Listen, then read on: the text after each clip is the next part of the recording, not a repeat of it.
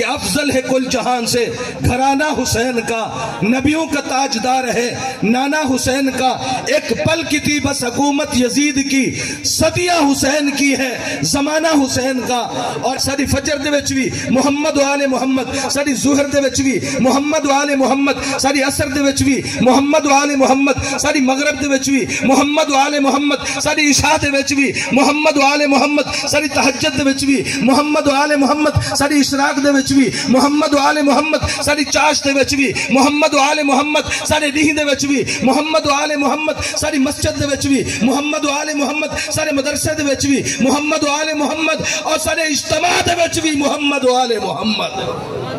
اے بھی انہیں دا پیغام ہا، اے بھی انہیں دا پیغام ہا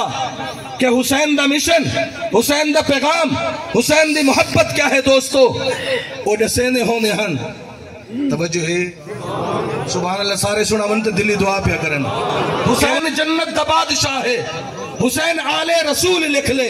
دل دی تختی دا تخت ہوتے، حسین دا کوئی اصول لکھ لے، حسین زینب دی اکھ دا تارے، حسین بھائی حسن دا پیارے، حسین حیدر دے دل دا ٹکڑے، حسین زہرا دا پھول لکھ لے۔ زمین بدلے زمانہ بدلے، ساکی بدلے میخانہ بدلے، مگر نہ بدلے حسین حق تو حسین پڑھ کے اصول لکھ لے۔